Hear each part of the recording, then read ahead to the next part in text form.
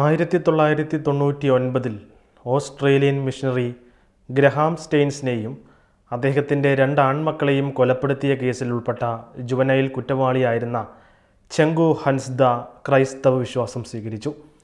ക്രൈസ്തവ വിശ്വാസം തനിക്ക് ആന്തരിക സമാധാനവും സൗഖ്യവും നൽകിയതായി അദ്ദേഹം പറഞ്ഞു. ഒഡീഷയിൽ വെച്ച് മാധ്യമപ്രവർത്തകനായ ദയാശങ്കർ മിശ്രയുമായി നടത്തിയ അഭിമുഖത്തിലാണ് ചെങ്കു താൻ ക്രൈസ്തവ വിശ്വാസത്തിലേക്ക് കടന്നുവന്ന വിവരം പരസ്യമായി പ്രഖ്യാപിച്ചത്. ശിക്ഷിക്കപ്പെട്ട സമയത്ത് പ്രായപൂർത്തിയാകാത്തതിനാൽ 9 വർഷം ജയിലിൽ കഴിഞ്ഞ ചെങ്കു ക്രിസ്തു മതത്തിലേക്ക് കടന്നു വരാനുള്ള തൻ്റെ തീരുമാനം ആരുടെയും സമ്മർദ്ദത്തിൻ്റെയോ സ്വാധീനത്തിൻ്റെയോ ഫലമല്ല, മറിച്ച് വ്യക്തിപരമായ ദുഃഖത്തിൻ്റെയും ആത്മപരിശോധനയുടെയും ഫലമാണെന്ന് അഭിമുഖത്തിൽ പറഞ്ഞു. ഒരു ക്രിസ്ത്യാനിയാകുന്നതിൽ എനിക്ക് സന്തോഷമുണ്ട്, അദ്ദേഹം അഭിമുഖത്തിൽ പറഞ്ഞു. ബജ്റംഗ് ദൾ ആളുകൾക്ക് അവർ എന്താണ് ചെയ്യുന്നതെന്നറിയില്ല. നിർബന്ധിത മതപരിവർത്തനമില്ല. ഒഡീഷ ആസ്ഥാനമായുള്ള കത്തോലിക്ക വൈദികനായ ഫാദർ അജയ് കുമാർ സിംഗ് ചെങ്കുവിൻ്റെ ആത്മീയ പരിവർത്തനത്തെക്കുറിച്ച് കൂടുതൽ ഉൾക്കാഴ്ചകൾ നൽകി. ചെങ്കുവിൻ്റെ ജയിൽവാസകാലത്ത് ഒരു പുരോഹിതനും അദ്ദേഹത്തിന് കൗൺസിലിംഗ് നൽകിയിരുന്നില്ലെന്ന് ഫാദർ അജയ് പറഞ്ഞു.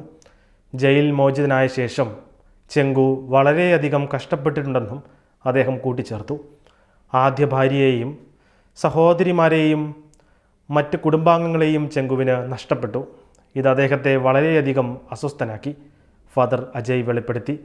സമാധാനത്തോടെ ജീവിക്കണമെങ്കിൽ അക്രമം ഉപേക്ഷിക്കാൻ ആവശ്യപ്പെടുന്ന ശക്തമായ ഒരാന്തരിക ശബ്ദം ചെങ്കു കേട്ടു.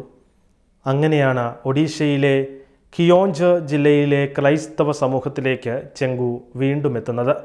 ആ ആന്തരിക ശബ്ദം ഒടുവിൽ അദ്ദേഹത്തെ ക്രിസ്തുമതം സ്വീകരിക്കാൻ പ്രേരിപ്പിച്ചു. ഫാദർ അജയ് വിശദീകരിച്ചു.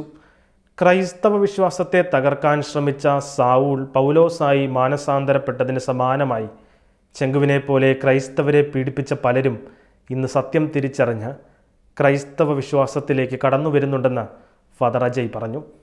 2008 കാണ്ടമാൽ ആക്രമണത്തിന് ശേഷം ഒഡീഷയിൽ നിന്നുള്ള നേതാവായ നാഗാർജുന പ്രധാൻ ക്രിസ്തുമതം സ്വീകരിച്ചത് ഇതിനുദാഹരണമായി അദ്ദേഹം ചൂണ്ടിക്കാണിച്ചു. ചെങ്കു ഹൻസ്ദയുടെയും നാഗാർജുന പ്രധാൻ്റെയും മാനസാന്തരങ്ങൾ മനുഷ്യൻ്റെ മാറ്റത്തിനുള്ള കഴിവിൻ്റെ ഹൃദയസ്പർശിയായ ഓർമ്മപ്പെടുത്തലായി നിലകൊള്ളുന്നു.